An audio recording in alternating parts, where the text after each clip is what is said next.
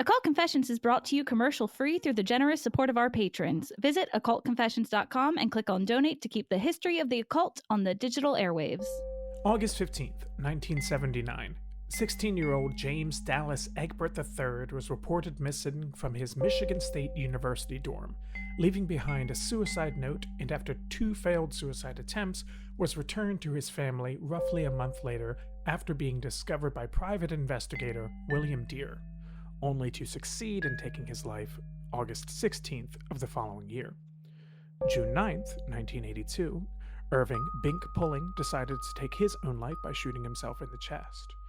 Bink's mother, left distraught and trying to find answers as to why her son would have done such a horrific act, came to the same conclusion as William Deere. These boys had lost their ability to discern fantasy from reality because of the role-playing game Dungeons & Dragons. My name is Luke Kinnaman, the Producia Discordia at Occult Confessions, joined today by the ever-inquisitive sister of the 84th degree, Savannah Verrett. Hello, and happy to be talking about Dungeons & Dragons. And forcing Rob to listen to me talk about Dungeons & Dragons. Speaking of Rob, also joining us, the Supreme Hierophant, Dr. Rob C. Thompson. That, I think, and this says something, Luke, is one of the saddest openings we've had on the show. Yes. I was also thinking the same thing. Oh, well. You're just going to take the compliment. I guess. It's I don't have dark any stuff, other way to man. turn it around. Is there any more suicide in today's episode? There's murder. Okay, but you front-loaded the suicide on us. Yeah. Get it out Okay. in the open. Set the tone. We're going to continue to talk about those individuals, Okay. but get additional context as to why things happened and why they're so key to the panic that existed around Dungeons & Dragons during the 1980s. Well, so belated trigger warning then. Yep. Sorry, my bad. Well, we will be discussing some unpleasant subject matter this day. But do we get to talk about like actual fun stuff too? Or is it just going to be that the whole time? No, there'll be fun stuff. Okay. I have things planned. Okay. As Good. is customary, we will skirt the line between fun and depression. We the members of the Secret Order of Alchemical Actors do solemnly commit ourselves to a full and honest telling of the history of the occult as far as we know it. We're going to open up that Order of Confessors, Luke. Yeah. Now, if I recall, there is no conventional noise to do that anymore, right? It could be any noise at all, really. I have the perfect noise. It's just a little bit of Foley.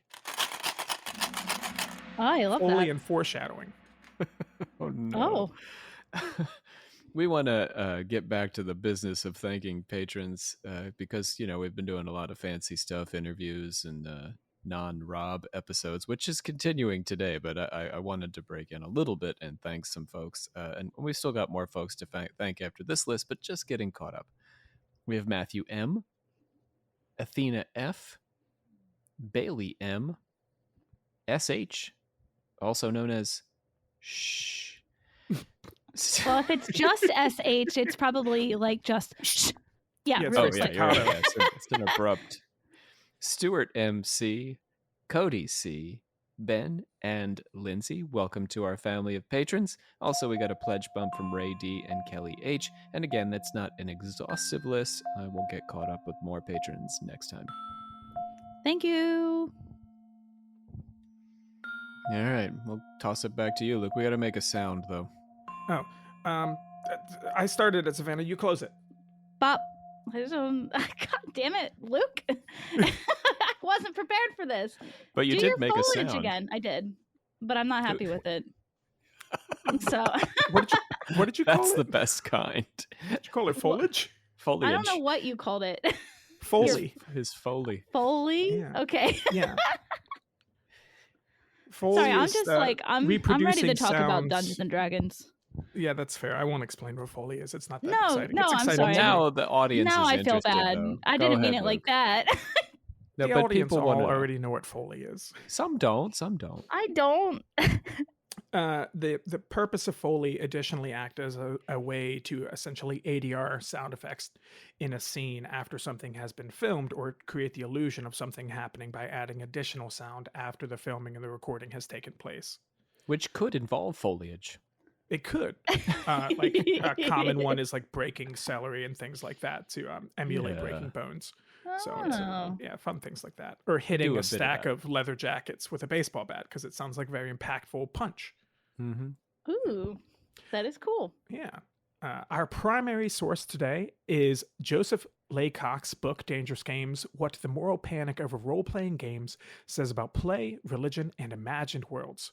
Now, before we delve deeper and kind of further into some of the tragedies that we started with at the beginning of the episode with James Egbert and Irving Pulling, it's imperative to understand what was causing this panic for parents, specifically those of the new Christian right, primarily including evangelical Protestants and Roman Catholics, who fell more on the conservative side of the political spectrum, who had painted a target on the back of the Dungeons & Dragons role-playing game, which, as we get further into it, it seems more and more questionable as to why they would target such a thing. It's very much something that they targeted without really know what's going on, at least from my perspective. Politically, the Christian right, though, is ascendant at this moment. I mean, we're getting into moral majority stuff. We're a decade off from Pat Robertson's candidacy, Buchanan. I mean, the Christian right is on the move as far as politics are concerned. Yeah. And we're also getting into Savannah territory as we're entering into the 80s. Yes, Reagan. I was like, why? Reagan was a fascinating figure, though, in relation to the Christian right, because while they liked him and he paid lip service to him, his actual social policies often didn't go far enough for them, and he sort of just kept them at arm's length. Interesting. Yeah. Like, so I mean, just enough to get their vote, and then, like, he just did what he wanted? Well, yeah, I mean, the man, like, he lived in a post-Roe v. Wade world and did nothing about it. Mm-hmm. Right? And he was president for 8 years. Gotcha. You know what I mean? Yeah. Not ideal. Not ideal. I don't know how else to phrase it. Yeah. I mean, he didn't move quickly on gay rights either, or any of that, the AIDS pandemic and that sort of stuff. So, it's not like he was a darling of the left, but he also wasn't a darling of the Christian right. Yeah. He was just kind of, milquetoast, middle of the road. I mean, but don't we miss that these days? Yeah, I would be pretty content with someone just being not exactly overly passionate about either side and just kind of existing. Yeah, just stop the forest fires and I'm good to go. Yeah, maybe get rid of some of my gray hair that way. We'll see. Now, for those of you that are unfamiliar, Dungeons & Dragons was originally created by Gary Gygax and David Arneson, two, coincidentally, Christians. Gygax, of which had also spent part of his life as a Jehovah's Witness. Gygax and Arneson initially published the first edition of Dungeons & Dragons through Gygax's company, Tactical Studies Rules, or TSR, with the rights to which later being purchased by Wizards of the Coast, who currently still owns the Dungeons & Dragons RPG. And that was purchased back in 1997. What did Wizards of the Coast even do before they owned Dungeons & Dragons? I just assumed that they were a thing because of Dungeons & Dragons. No, do you know? No. So, as far as I know, they still owned Magic back then. They still had quite a few other properties. But did they create Magic? I believe so. I've played very little Magic. I've been to like a few events where you buy packs and then you build a deck from those packs. But Magic is for a much smarter individual than I. It's a lot of math, right? Yeah, and I like my math in the form of rocks, which is a colloquialism for rocks. for what people call the dice used for D&D, just math rocks. But so their money came probably through the card games. Yes, and then they kind of focused on acquisitions so they can expand that kind of fantasy universe, because there are Faerun, which is where the primary world of Dungeons and Dragons, for lack of better words, kind of takes place. There has been so many crossovers between Magic and Faerun and different things that kind of expand into it a bit. So it just seemed like a smart move from them. And at the same time, certainly think it TSR was a relatively small company. So, I mean, initially the first edition was published and printed out of Gygax's basement. That's crazy that it was able to grow, blow up and be this like huge thing like this now. I love that. That's so awesome. Well, I mean, before he got in, because he used to play a lot of war games, similar to games like Bolt Action now, which are focused more in recreating historical battles that have taken place, and less about like fantasy and less about role playing. D&D being one of the first, functionally one of the first role playing games in a fantasy setting that really took off. Both Arneson and Gygax also had predecessors to D&D that kind of led to its creation. But after, Wizards of the Coast purchased it, Gygax was just kind of hands off, which makes sense. It's no longer his property. But with that being said, D&D, as it's commonly known, it's a fantasy role-playing game currently in its 5th edition, with the new edition 1 D&D expected to release this year after some playtesting. We'll see how it goes. Time will tell. They're going to release 1? Yeah. I'm confused already. Shouldn't they have done that at the beginning? Well, they did. They had 1st edition, but this is 1 D&D and not D&D 1. I give up already. Excellent. I mean, what are your thoughts on Microsoft's naming schemes for the Xbox? PlayStation has the PlayStation 2, 3, and it just, makes sense in a numerical order. Xbox 360, Xbox One, Xbox X, Series Series Xbox, X, Series X, Series no S. Rules. It's no rules. No. Well, it just has to have the letter X in it, I guess. Yeah. And a box of some degree.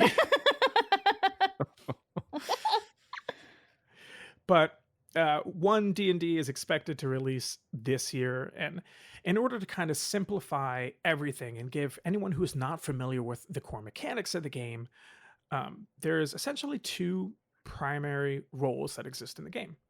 The party, or the players who make up that party, and the DM, or the dungeon master.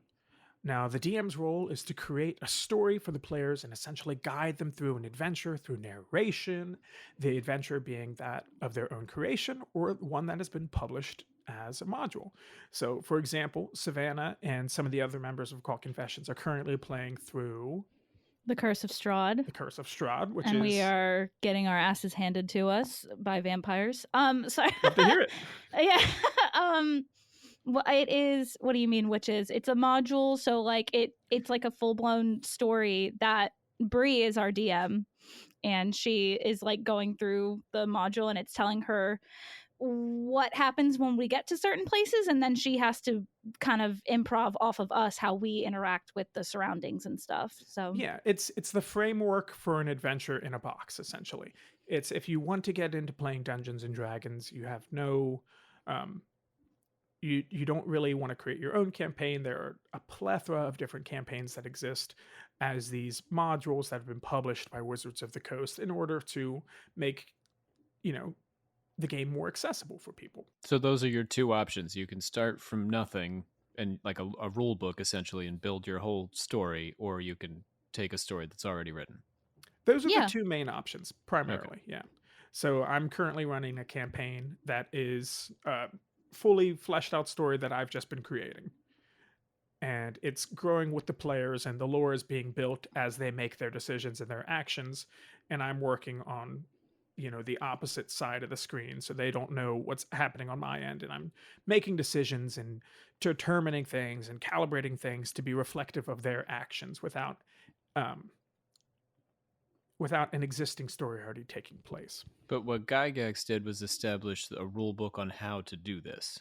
Exactly. He created the rule set.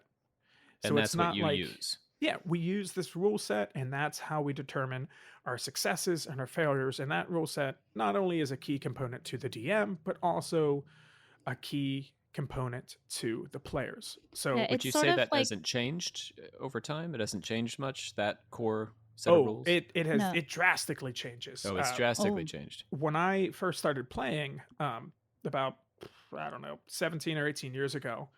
The first edition that I really got my hands on was Dungeons and Dragons 3.5. Fourth edition was out, but it was very polarizing for people. So they were kind of going back to third edition or going to this kind of halfway point where it wasn't, the full fourth edition wasn't complete, and they were just kind of playing with some modified rules in third edition. And as new editions come out, essentially things get streamlined and simplified to make it a more accessible game for people. Yeah, because there is an unbelievable amount of rules. Like, you honestly, playing Dungeons and Dragons is super, it's so much fun, but it's also super hard because there's so many rules that it's almost impossible for you to know all of the rules. Like, so you have to stop and check. Yes, but also it almost feels like, to me, like Whose Line Is It Anyway, where it's like the rules are made up and the points don't matter or whatever. That's kind of how I like to play Dungeons and Dragons. That's fair, and that's a good way to look at it, especially when we think about how this game is meant to be collaborative. You're working as a team, so you don't want to necessarily negatively impact people. Like in the session that I'm currently running, we have a few homebrew rules that we're using to kind of, make it more flexible, given that we're working in a remote, game. Like, we're playing online and just joining together on Discord because my high school friends and I decided to jump back into a campaign and kind of continue like we had when we were playing in high school. But none of us live in the same state anymore, or even more than 4 or 5 hours away from each other. So if you picked up if a current group decided they wanted to use rulebook 1, the actual beginning, they would find it too difficult. No, I don't think they would find it too difficult. But if they've played 5th edition or any of the more recent editions, they may find it polarizing. There are things that happen in 5th edition now, like poison. Poison is essentially, you can be poisoned. It is a detriment to your character, but it's not instant death. In the 1st edition of Dungeons and Dragons, if you were poisoned, you just die. And when you die in Dungeons and Dragons, unless you're super high level and stuff, you can't come back to life. Like, you just die, and then you have to make a new character or leave the game. Yeah. Yikes. Yeah, it's okay, but it's so much fun. It's a storytelling game at the end of the day, and that's what I love it for. I don't really care that much about the combat, although I feel like Baldur's Gate has helped me get good at actual combat for D&D. It'll come up later, I promise. Talk about it. I will talk about it. I will. You can't stop me. I don't want to stop you, but it will come back later in the discussion. I feel all I was saying was that it's a collaborative storytelling game, and I wanted to say, even with the modules and stuff, even though it is like a set story, every game that you play is going to be completely different, because on top of, everybody's decisions that they make, like, nobody's going to make like the exact same decision. You also have these dice that determine whether or not you succeed at the things that you're trying to do, and that changes the story as well. Yes, and we'll get into those shortly. But first, let's give a little bit more context of, we've kind of explained the DM and their purpose, but we haven't really talked about what the player is. So the player's role is to navigate this world through their actions, the success of which are determined by the use of 7 polyhedral dice, as Savannah was just talking about. Typically, you refer to these dice as D4, D6, D8, D10, a D10 percentile, which is used in conjunction with the other D10 to kind of simulate a 100-sided dice, a D12, and a D20. Saying D is just to say it is a die followed by the numeric value representing how many sides it has. So you have these 7 main dice that you use, D20 being the most common dice that is rolled to determine whether or not you succeed or fail in an action. But before any of that takes place, before any rolls or anything of that nature, players have to create their characters. And the first part of that is identifying what kind of race they want to be. Now, there is traditional fantasy fare like humans and elves and dwarves, but There's also more exotic creatures in Dungeons and Dragons, things like tabaxi, that are catfolk, or tieflings, who are the offsprings of humans with cambions and fiends. And once, Devil people yeah, with horns and colorful skin. yeah, They're really cool. just nice guys that have great resistance to fire. And once players have decided on what kind of race they want to be, then they go to their class. Now, you might want to think of the class in Dungeons and Dragons as essentially the job or the role that you will have in the game. And this is also going to determine the things that you're likely to excel at and the things that you're going to be a little less competent in. Classes in Dungeons and Dragons can range from more martial classes like fighters or rangers, or more magic-based classes like wizards or sorcerers. Once the player has both of these components determined, then you need to determine stats. Now, this is where our foreshadowing bit of Foley from earlier came in. Typically, to determine stats in Dungeons and Dragons, there's two primary ways that people do this. Either you do a point buy system, where you take 27 points and you equally divide them into 6 different stats. Alternatively, there is also rolling for stats, which is my preferred way to identify what skills I'm going to either be good at or, well, abysmal. Now, for those of you at home who obviously can't see what's going on, because this is a podcast and our ears are not our eyes, on my desk at the moment, I have a dice tray, and I'm going to drop 4d6. Now, for context, in case you've forgotten what the D indicates, this is just 4 normal 6-sided dice. When you're rolling for stats, you will roll 4 d6s and drop the lowest value. So, if, for example, we were rolling to determine what kind of stats Rob's character... Rob, what's your character's name? Biff. How did I oh my god, I knew you were going to say that. Biff is one Biff? of my go-to character. Biff. Biff, okay. As in, like, Back to the Future Biff? Biff. Okay, Yeah. just making sure I'm good on spelling. I'm not going to write it down, but I want to know. So, Biff, what, before we get some stats, tell me a little bit about Biff, Rob. I'm going to put you on the spot. Biff D&D is a lot about Biff improv, is so let's see your improv skills. 12 feet tall, but he only weighs 85 pounds. He blows over very easily. And that's why he carries an enormous but very light shield made out of cat bones.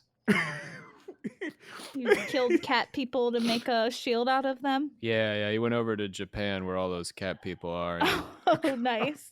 found the Great. whole business a little offensive. So he's a little puritanical too, Biff. Oh, Biff doesn't sound like a nice guy. No, he he's found not it at all. offensive, but he's using their bones? Well, yeah, because that shows his conquest of the, cat people of Japan. Canonically, Japan is in Faerun as of right now. So Biff, 12 foot tall, lanky, light as a feather. Lanky is a generous way to describe it.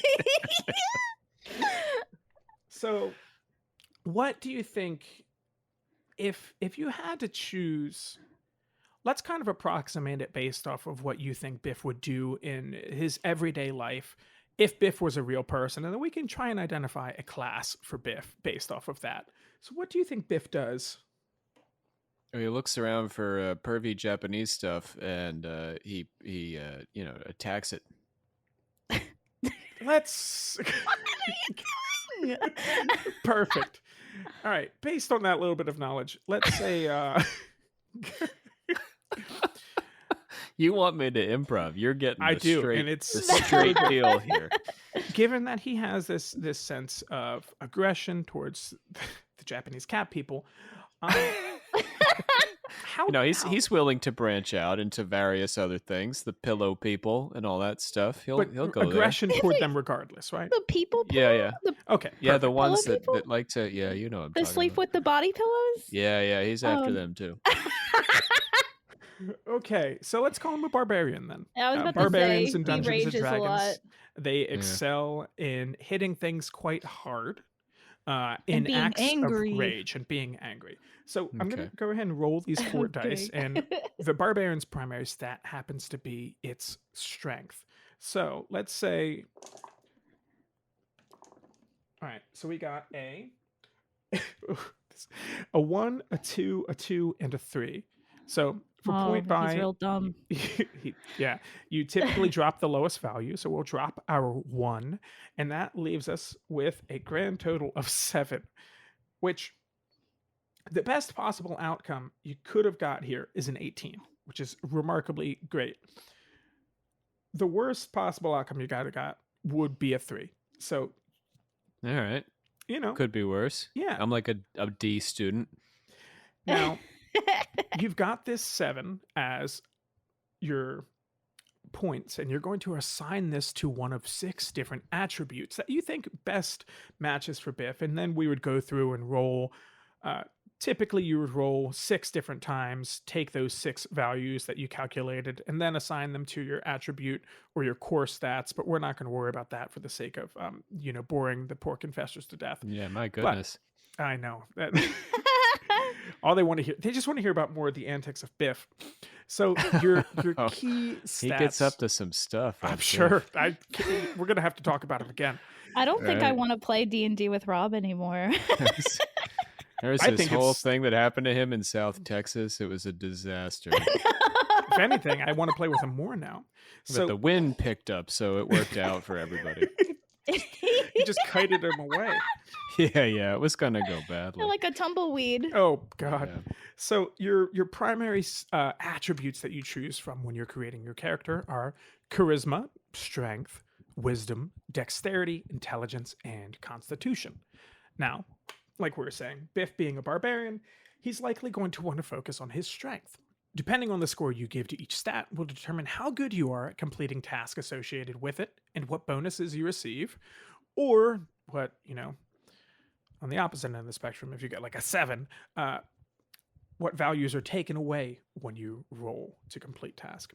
Often you want to prioritize the stats that better reflect the type of character you want to play. So like I said, giving that strength to Biff, or if you're a fighter and you're swinging your sword and striking down your foes, you'll also want to prioritize strength or even your constitution score so that you can keep yourself alive a little bit longer. If you're playing as a bard, you may want to prioritize your charisma so you can use your songs to inspire your party and build up the peers around you in the heat of battle. All of this is determining how your party is composed and how the players and the characters and essentially how everyone plans to play. The DM will then begin to set the scene. Maybe your party hasn't met each other yet, and you all happen to be in the same tavern as a band of goblins attack, and you band together to help the innocent bar patrons. Or maybe the DM has summoned you by, having a powerful duke who's followed the exploits of you and your roaming band of adventurers, and they want you to strike down a dragon that's been wreaking havoc across the countryside. The beauty of the game itself is that it's theater of the mind. So it can be as wild as your own imagination is, and you can try anything as long as, you happen to roll well enough. But question for you, Rob. Mm-hmm. And Savannah as well, because it is a grim question, and it takes us back to the gentleman that we mentioned at the beginning. What does our imaginations and rolling dice with our friends have to do with 2 men who ended up taking their lives? I mean, we want to say nothing, and I think that's probably mostly true. I mean, this feels like the beginning of the argument that violent video games caused violence, but that isn't really a new idea. It's many thousands of years old. It's anti-theatricalism, really, which, Plato argued that we are engaging with illusions when we engage with reality. So why would we then go to the theater to engage with an illusion of an illusion? And then there's all the Christian stuff. So what's interesting about this to me is that we're going to see the Christian right, I can tell already, is going to come after this theater of the mind, as you called it, Luke. But if we go back to Tertullian in the year 300, he came after the actual theater on a similar premise. He argued that the theater itself took us to dark places and led us away from Christ and, made us, think in terms of passions and sex and violence and made us act out violently. But he was wrong. I mean, that can't possibly be true. So, because we don't all go to movies and then go out and start slaughtering each other. So no, that would negatively impact ticket pricing. Right, yeah. Yeah, Less people to go to the movies, they're going to raise the prices up. I don't want to say that I'm not open to the principle of desensitization. I think that is conceivable in terms of like pornography and violent media and stuff. Like people who see a lot of horror movies are less grossed out by them over time. However, that doesn't relate to the suicide problem here. Imagination, as a rule, creates possibility, and possibility, and I'm not a psychologist here, but possibility, right, is a reason to live, and the ability to think through possible outcomes of how things might go differently for you encourages you to carry on. So I'm kind of surprised. I mean, I can also see the other aspect where you said in the intro that like because they became so engrossed in these fantasy worlds that they like didn't want to live in the real world anymore. And like I guess I can kind of see that as a reason pitched at the time. Oh, okay. But if you're dead, you're not living in any world. I mean, you are. I guess, but... I wasn't trying to say that it was like a. I wasn't trying to say that I could see how that would be an argument, because there are definitely people that do get too engrossed into these fantasy things, but I don't think that it would necessarily also be on the game if that happened. And if that makes sense too. No, I think it makes sense, and I agree with you, because as we delve a little bit deeper into this, it'll give us more information about this kind of misunderstanding of the game and how people were viewing it in a less than ideal light. And one of those people happened to be Patricia Pulling, the mother of Irving Pulling, who ended up creating an organization called Bothered About Dungeons and Dragons in 1983. Very similar to MAD. Bothered about Dungeons and Dragons. Boy, am I bothered about Dungeons and Dragons. Well, Mothers Against Drunk Driving, I wonder if that was at a similar time, because that's MAD. It was indeed. Oh, it was okay. Shortly after MAD, and partially due to the success of MAD. So bad... But drunk driving is objectively very dangerous. No, you're not wrong. Right. I mean, I never drink and roll dice, that's for certain. It's not a risk I want to take. No. But Bad's goal was to spread information about spread information about the dangers of Dungeons and Dragons, arguing that playing D&D and its use of devils and demons and gods would lead America's youth down the path of the occult. Now, this is... Woo! I know, lucky us. Now, this is not necessarily what led both Pulling and Egbert to taking their lives. Unfortunately, Egbert was battling with both mental illness and addiction, and although he was a D&D player, its role in his death was that of hearsay, essentially of William Deere, the private investigator who his parents had contracted, who then convinced his parents that his death was due to his history of playing Dungeons and Dragons, and going as far as to suggest the possibility of foul play because of What do you mean, like one of his friends killed him? But the addiction, it's just like the addiction issues. That's a little bit like, I don't know, going into somebody's room and saying, oh, well, he went to a theme park. I can't figure out which one. There's this giant Mickey Mouse in the corner. But there's also this little Bugs Bunny. So this tiny Bugs Bunny on the bed suggests to me that it's probably universal. Never mind the giant mouse in the corner. Like the addiction issue is obviously the biggest problem in the pack. You would think. And Egbert, when he originally went missing from his dorm, ended up in a few different places. One of them was the sewers below his university, just kind of hiding Whoa. out in the tunnels. Whoa. Not playing Dungeons and blank- Not playing Dragons. Dungeons and Dragons. Right. No. This poor guy. Although I feel like it could be kind of cool to play it in like a creepy place like that. It would be. Maybe not a sewer, maybe somewhere that smells Yeah, maybe slightly not better. a sewer. But Also, Rob, Go ahead. Bugs Bunny is Six Flags, not Universal. Sorry, my mistake. God, the disrespect. Yeah, you should be. For America's theme parks. I just have to correct it. Does anybody care about Bugs Bunny anymore? He was big in the 90s, but I do. I love Bugs Bunny. do the kids though?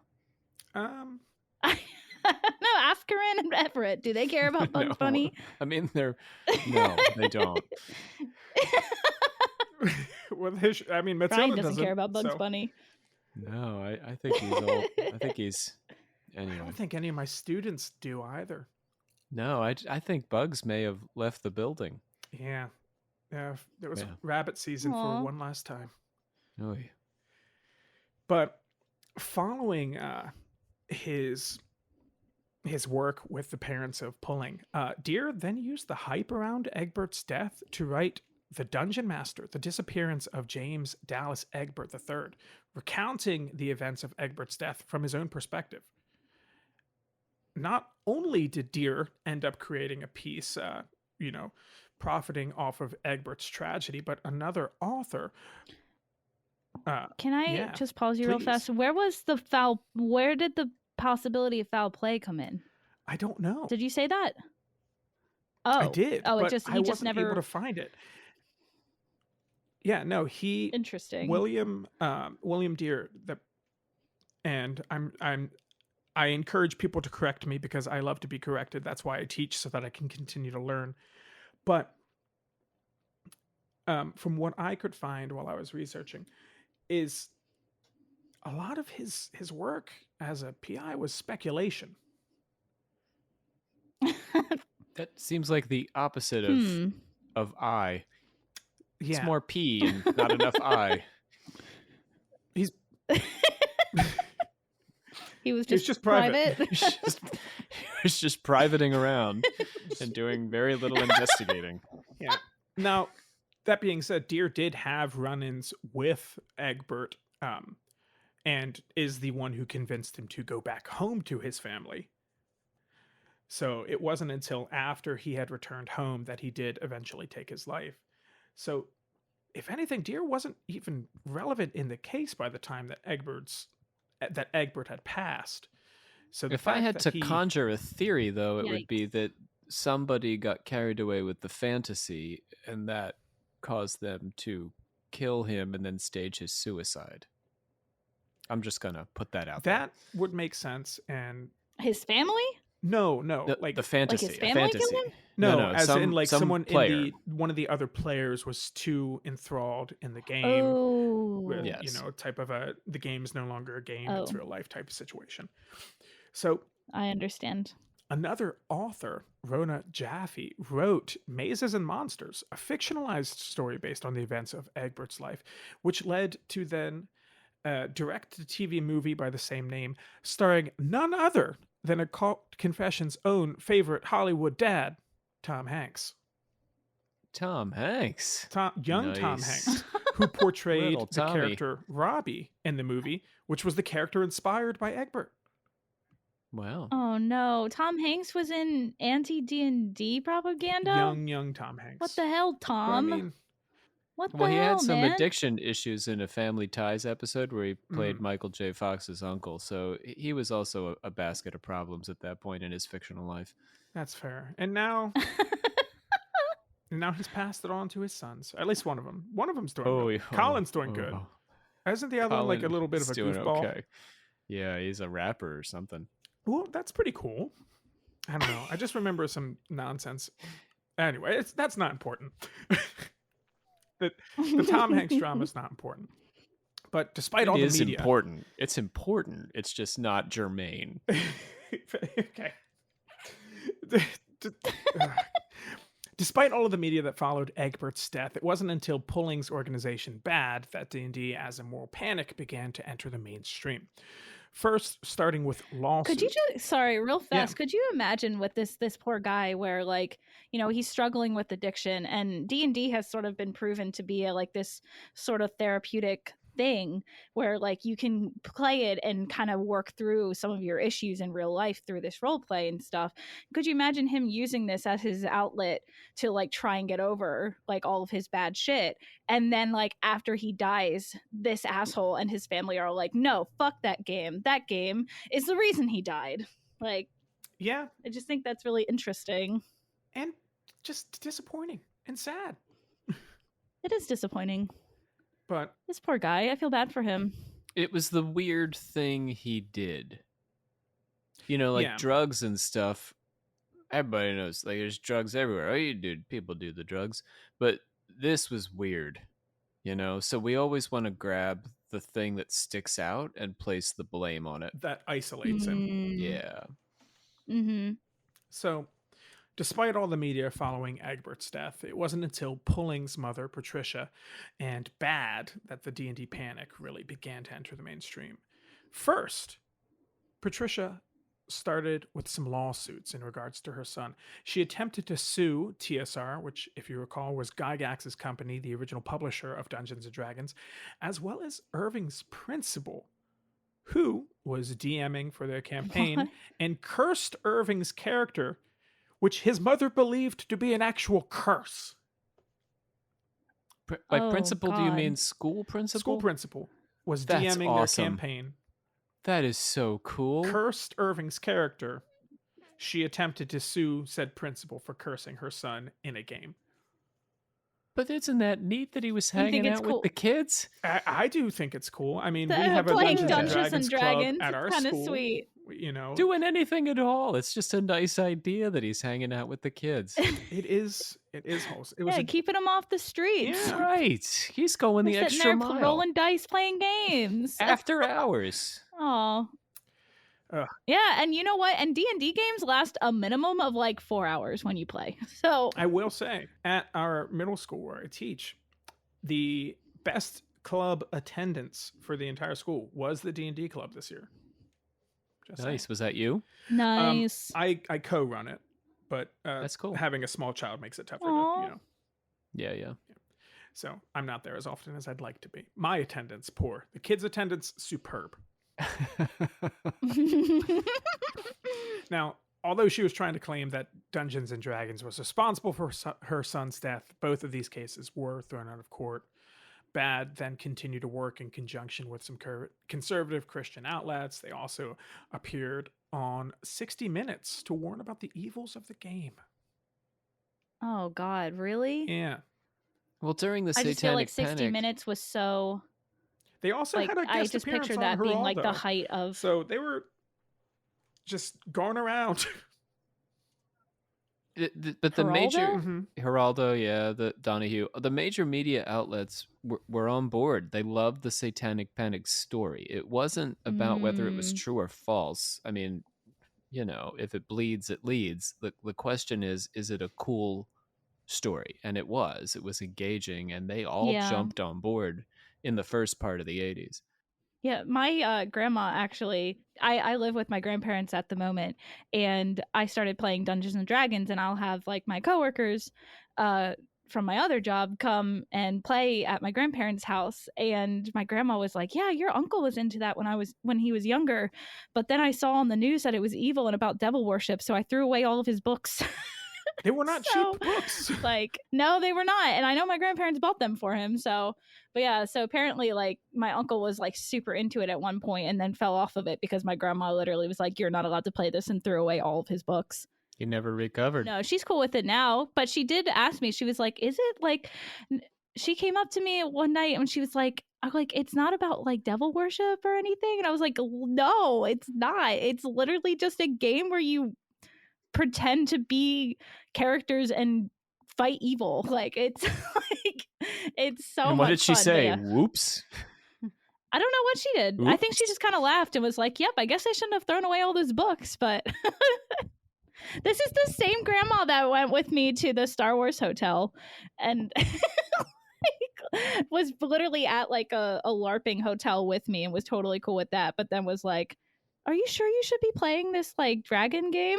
Like, But even after these appearances, the tragedies continued. In an article from Dicebreaker.com, a relatively prominent board gaming site, there are two other instances where the panic around Dungeons and Dragons had kind of gone off the rails.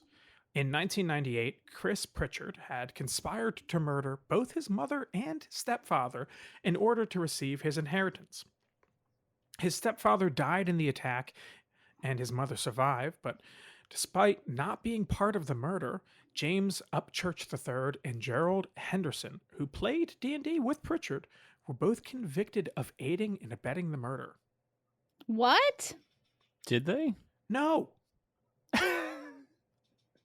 They were think just that's what their because only they relationship- played D&D so with the- him?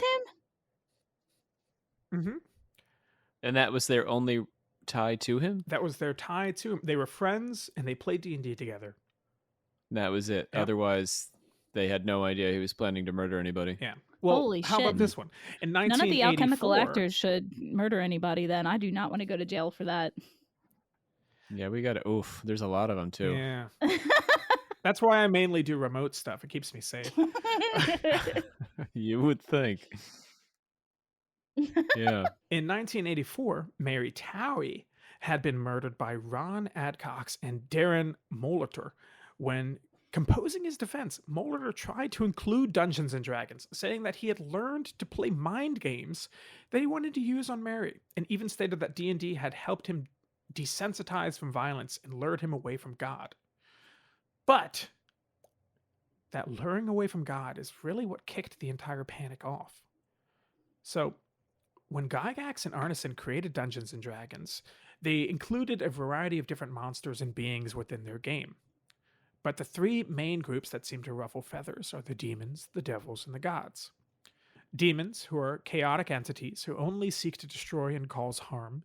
Devils, who are lawful to their own codes, but typically working to gain control over others, like on the mortal plane and things like that, make deals with the living, lure them into temptation. And the god in Dungeons and Dragons, or gods, I should say, are not the conventional god that we think of when we think of monotheistic religions like Christianity, or polytheistic gods like those in Hinduism. No. These gods include Tyr, a lawful god of justice and heroism, or Moradin, the primary god of the dwarves, a god of creation, or Kalimvor, the god of death, or even Lyria, a lesser goddess of joy, and coincidentally the god of my life domain cleric, Gimlik.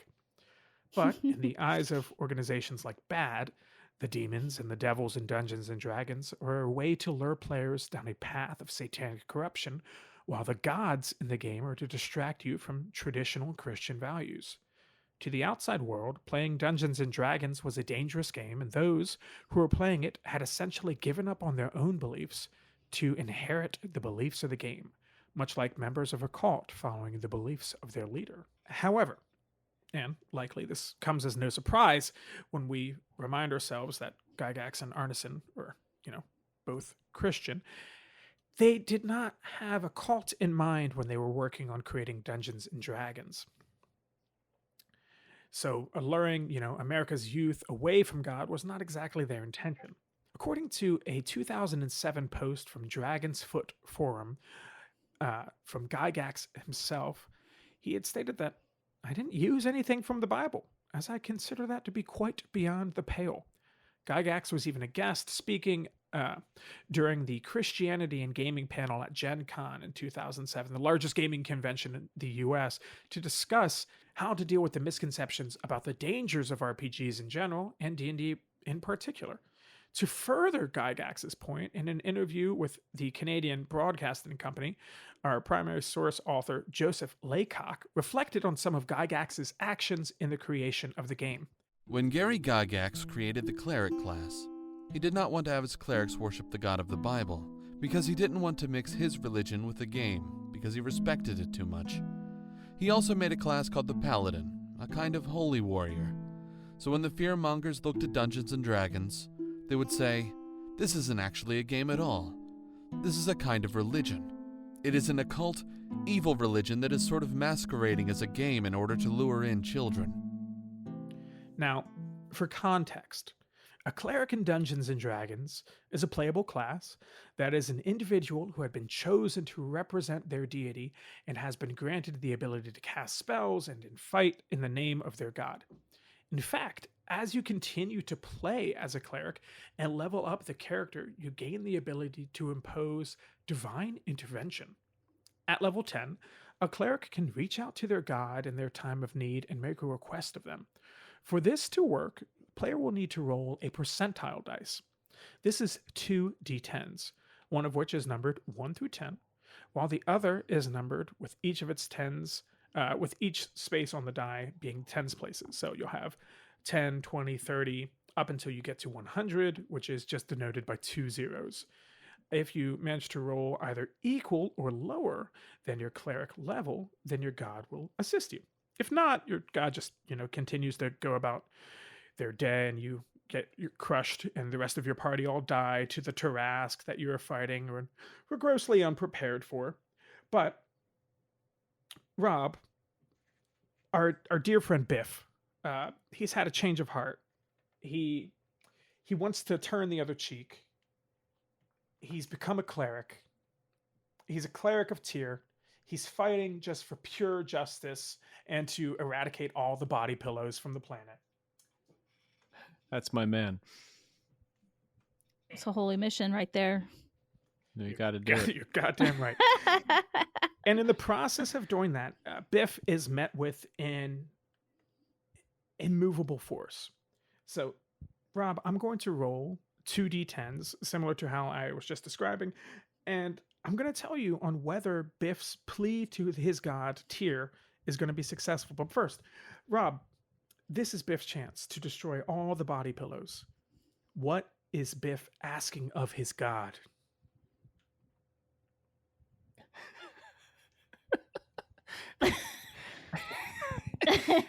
That all the feathers in the world just vanish. Yes, he's ignite. They must spontaneously combust all at once. Right. So you get down. Biff is on his knees. Even on his knees, he's still heads and foot taller than people. And he's praying fiercely to Tyr. His cat bone shield strewn across his back. And we got a 39, which is considerably higher than... In this case, it is higher than level 10, which is when you would initially get divine intervention. And because you have to roll below your level, right? Sorry, I missed. So, Tyr hears this plea and says, "No, I'm good. You be all right, Biff. Figure it out." And for 7 days, your god is not willing to hear your call again. I understand. Yeah. However, this ability to commune with one's god only continues to grow stronger as the cleric levels up. And by the time the cleric reaches max level in Dungeons and Dragons, which is level 20, they have an automatic success once they, call for divine intervention. So the feathers would, in fact, all spontaneously combust. If only Biff was a better cleric. Well, just give us some time. Yeah, that's all we need.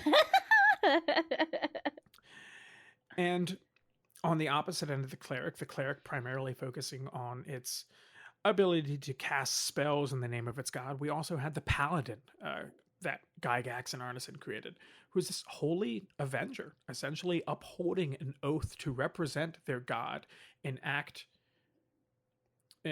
essentially as an emissary for their god, striking down their foes with weapons and smites instead of, using magic. So when Dungeons and Dragons was created, there was no malicious intent to push the youth into a cult or send them into the arms of Satan, but to create a game that you can share with your friends and experience things that you may never otherwise experience in your life, and allow you to be whoever you want and explore the depths of your imagination. The moral panics of the 1980s ruled through fear. Many people became fearful of Satanism or Satan worship in the early 1980s. and many activities that were once considered innocent or innocuous suddenly became potential vectors for the devil himself. Dungeons & Dragons, D&D, was pulled into that mass panic, fueled by a mix of television pundits, anti-D&D campaigners, and evangelical Christians. Even in major publications or on television programs, people would argue the game was responsible for suicides, murder, cannibalism, and torture. Cannibalism? Cannibalism. I feel like that would have been on the news if someone was found being cannibalized, right? You would think. The satanic panic accusations, though, could get very wild without any evidence ever being produced. I mean, the original Michelle Remembers, Michelle Smith made some crazy claims about child abuse and infant murder and terrible things, but there was no evidence for any of it, and for a while nobody seemed to care. That's insane to me. It sounds It like was she such got a good story. Nat 20 on her persuasion check. I That's mean, true. I don't know that we're any better today. Like, if you see a meme or something or a video on your Instagram scroll that tickles your particular politics and like feeds what you choose to believe, then you're inclined, I think, all of us are somewhat inclined to say, well, yeah, that sounds true. If I mean, I anything, can would see think that. it's more so the case now than it was before, because the dissemination of information is so much quicker than it used to be, but it's also much easier to create false and fake information than it was before. Yeah, I'll frequently like have to toggle back to a newspaper when I read something that I want to believe is true. But, as a scholar, I have a very strong spidey sense about things that are not true, and then it just won't be there. And it's sad for me. I've spent a lot of time on the internet and I feel like now No. Yeah, I know. But I feel like I've started to like now when I used to be like that where I'd see a video and be like, holy crap, I can't believe that this is real. And now I'm learning that most of the time it actually is not real. And like all those like videos of like Karens freaking out and all that other stupid crap like that. Like I feel like a lot of the times it's not real anymore. And there's been telltale signs of that too. So like I feel like I'm now more so less inclined to believe anything I see, and I have to find proof that it's real before I start being like, oh my god, it's real. But Yeah, I mean, but that's also just scary the culture that we live in at the moment. So But I guess I just want to say we're no better than the people of the 80s in that way. Like, we can look back at them and be like, oh, these benighted fools, but we do it too. We do. I mean, if anything, would do for another satanic panic anyway. Oh, oof. They're kind of come after us first, man, so be careful what you say. It's fine. I need something to keep me busy in the summer anyway. We can run across country together from the people with their pitchforks. That could be good. As we enter into the 1990s, Patricia Pulling has stepped down from her position in BAD and removed herself from the media sphere, and the overall panic around Dungeons & Dragons has begun to dwindle, and the game has continued to grow in popularity since. Now, Dungeons & Dragons is a household name. From its role in the Netflix series Stranger Things, helping to give names to the horrors that are plaguing Hawkins, Indiana, the 2023 film Dungeons & Dragons Honor Among Thieves, which, even if it did underperform a little bit in sales, was still a fun romp through Faerun. That movie rocked. I loved that movie. I saw it like 2 or 3 times in the movie theater.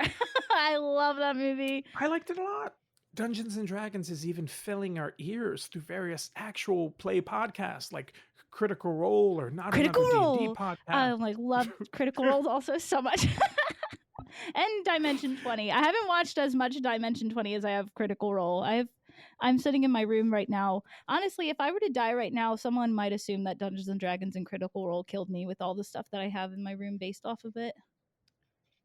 That's what I would tell them. Terrible timing since you'd be recording an episode. But amazing publicity for the podcast. That is true. I'll take a bullet for the team. Quickly, somebody murder Savannah. It wasn't us. It was not us. We were not involved. However, it definitely had something to do with Dungeons & Dragons. It's okay, Savannah. We can cast Revivify and get you back. Oh, good. Yeah. But yeah, I mean these shows like Dimension 20 and even Dungeons and Daddies, which is a very loose take on the D&D 5th edition rule set. It's the foundation of amazing video games too, which I know Savannah is very excited to talk about Baldur's Gate, especially Baldur's Gate 3 and its implementation and slight modification of Dungeons and Dragons 5th edition. But the game itself managed to win 32 different awards since its release in 2023. Because it's the best game ever made. It is pretty darn good. I won't dispute that. It is. I don't know when it will be dethroned. I think it will be inevitably. But it is currently my favorite game of all time. Eventually, something else will come along. But for now. Well, but to that point, though, all along this history, there have been role-playing games. Like in America, we had Dragon Warrior. I had Dragon Warrior as a child, and we had Final Fantasy. And these, I mean, you guys talk about Dungeons and Dragons, and I keep thinking about these games, some of the things you're saying. Like the RPGs are very much like this Dungeons and Dragons world, but were they caught up at all? I feel like they completely skated away from this because they're Japanese in origin, although they're based on a Japanese concept of Western medievalism. Watch out for Biff. They should watch out. Yes, well, no. Biff is totally wandering around the Dragon Quest world, making sure everything remains on the up and up. That's good. I think, and this is speculation from my perspective, I think things like Dragon Quest and the Final Fantasy series, which is extremely expansive. I mean, or things like Fire Emblem, even these games. I think it's because it was not coming, direct. It was coming to America, but not from America. So it's the Americanness of it, the Japaneseness of it is what allowed it to skate free. Because I feel like the Dragon Quest, which again was Dragon Warrior, was probably 85 or 86. It's at the tail end of the Satanic Panic, but still in there. Yeah, I mean, the first Baldur's Gate game, which was published by BioWare, came out in 1998. And that also used the Dungeons and Dragons rule set. And yes, that's the late 90s, almost into the 2000s, but it didn't bat an eye. And then the sequel came out in 2000, and still no qualms with that. Aren't these like video games that you guys are talking about, though? They like are. Dragon Quest and Fire Emblem. But they all revolve like around Dungeons the same and Dragons ideology. I mean, it's the same magic world, the same spells and gods and demons. But I think there's something to the fact that with Dungeons and Dragons, you have to come together to meet, and you're playing it in real life. And as you're there, like when you're playing the game, the DM and you as your character are being other people. Like you're not yourselves, you're acting as other people. And like my grandmother even said, like when me and my friends were sitting around the table, that it looks like a little satanic, but we were literally just sitting around a table getting ready to play a board game. That's interesting. So it's like the ritual of it is what makes it more threatening. It is very ritualistic, honestly. Looks like a seance. I have a weird ritual that I do, like with my dice. Like whenever I take my dice out of the bag, I have to like set each one out individually and like make sure they're on the highest values. That's probably just because I'm crazy. But like there's also things like everybody has like everybody brings like their own like little notebooks to take notes. People talk in funny voices. Like I try to use funny voices when I DM and stuff, and my coworkers use silly voices. I mean, actually, and then the Alchemical Actors, when we all play together, also use silly voices. But and we, I don't know, we aren't ourselves when we play the game, even though we are, but we try our best to be like in character when we play the game. And I feel like that's the biggest difference, is that it's in real life, there's multiple people, and that it does feel ritualistic in a way, because everybody has their own little like ritual that they do when they come to play Dungeons and Dragons, it seems like. Yeah, it's in your basement in a more palpable way than on the old TV set. Well, we play in the dining room at Breeze and my grandparents. Yeah, so. It's less threatening, I hate to tell you. That's but okay. It's so much more accessible to snacks that way. The snacks are handier. It is. Yeah, I feel But like D&D itself even has, like, I know we're talking about the Satanic Panic and stuff, but I even think that it has like a little bit of cultiness to it, where it's like you play once a week or you play once every 2 weeks, and you have to meet at like the exact same time at the exact same place, and if you miss a day, like everybody gets pissed off. I mean, there are um, campaigns that last years with the yeah, same players meeting every single week, or um, I can't remember when I was reading it, but there was a campaign that had lasted over 20 years between the same group of Wow. players that would just holy crap, consistently play. that's amazing. I strive to be And like that. I strive to have friends for 20 years.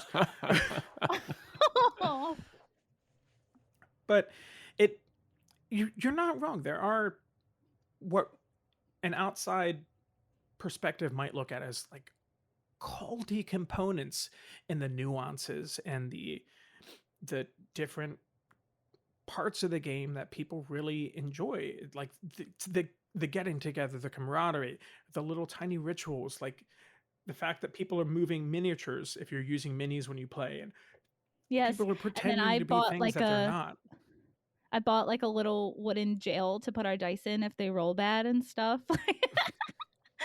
Yeah, I think it's important to say that it's a big difference, because with Dungeons and Dragons, for the most part, you're playing in person with actual people, whereas with a video game, you're playing by yourself, and video games can be taboo. And I know I've been part of like this sort of satanic panic before, but like it's not the same thing as Dungeons and Dragons. No, and video games have had their own panics, especially with violence, and that's something that we could save for another day. But as D&D becomes more and more accessible and published with in mass media, it just continues to grow. And like tools like Roll20 and D&D Beyond, they'll help you to play the tabletop game without a table or even being in the same room as another person. In fact, Wizards of the Coast, who, as you recall, own the rights currently to Dungeons and Dragons, estimated that as of 2023, over 50 million people have played D&D.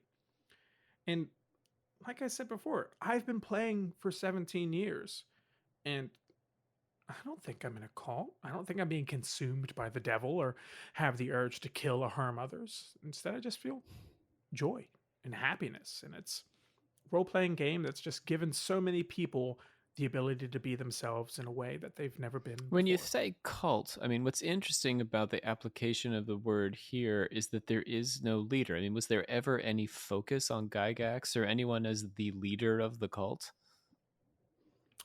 His role in a lot of the social forums, like his appearances at Gen Con and things like that, people would look up to him and pose multiple questions to him, but they weren't like sycophants. They just wanted to know more about the game, or Did the anti-campaign like how. bring him up? Not that often. Yeah. There were some instances where he was brought up. TSR ended up getting a psychologist to represent them to show the actual benefits of playing Dungeons and Dragons versus the negative implications that had been kind of pushed upon them by the press. Yeah, it's just sort of bizarre. Like, without a leader or a leadership structure, a hierarchy, it's very hard to conceive of it in any terms as cult like. I mean, as opposed to we just did multi level marketing where there's an obvious hierarchy, Mhm. but not here. Yeah, I mean, in this case, the only hierarchy, because these are all individual games, they don't all share within each other. The only hierarchy is the players and the DM. Right. And Yeah, I was even about to in say that it's a bunch regard, of their own little individual cults. yeah, but even in that regard, the players and the DM should not be looked at on two different planes. The players and the DMs, they are nothing without each other. Like they have to function together. And so, yes, the DM has typically quite a lot more to think about and plan out. They don't exist without the other, and vice versa. Yeah, people like there's a lot of DMs that like there's like horror stories of like bad playing D&D or whatever, and there's horror stories of DMs being like, well, I don't like that you did that, so we're going to change that, where it's like, well, if you don't like that the way the story is going based off of the players, you should write a book. Yeah, And either that or just don't DM for them. yeah, Go and it's find just other people. D&D is meant to be this collaborative storytelling thing, and I really, really enjoy it for the fact that it's a collaborative storytelling between like the party, between the DM, and almost between like the universe itself, because the dice determines so many different things as well, that it's like the universe gets a say in your story as you're playing it. Like, it's, oh my god, it's such a good game. I seriously love it so much. You know, that may be one of the most Now- religious things I've ever heard you say. It's been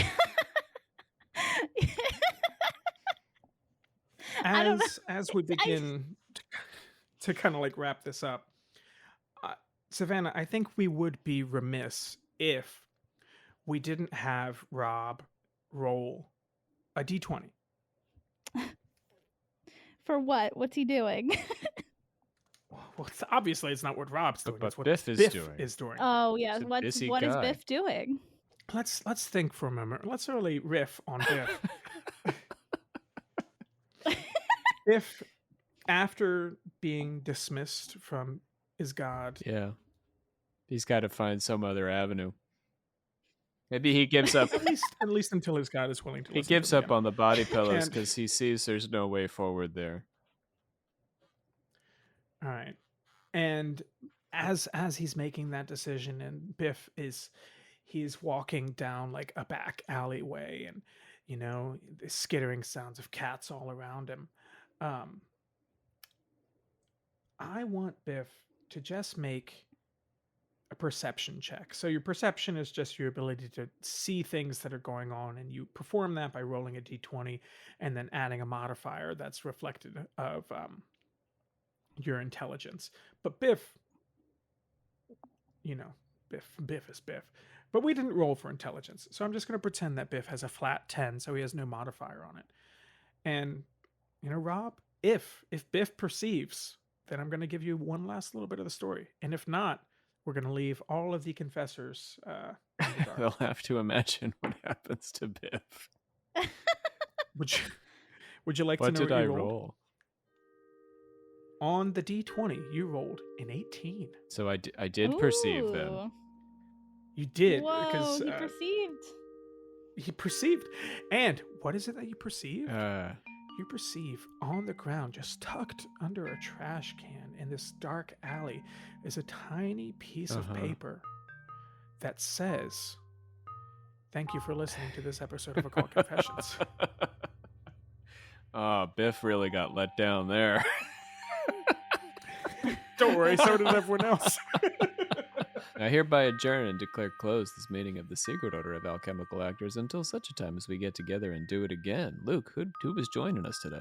You were joining us, That's as true. well as the ever fantastic Savannah Verrett. I didn't get to talk enough about Baldur's Gate. Um, I'm disappointed. I'm sorry. Our voice actor today, representing Joseph Laycock, was Andrew Mims, also known as. Oh. Yes. Oh, yes. All right. Fair enough. Correct. We can't say his. We can't say Yeah. his name. No, that's part of the lore here. Oh, I was just like. I didn't know we just made a don't know licking it. sound. Well, I just wanted something to fill the void. Okay, that's fine. Oh, well, now you got to say your name and that you're out of here. Oh, and I am Luke Kinnaman, your producer of Discordia. Goodbye. Goodbye. Bye.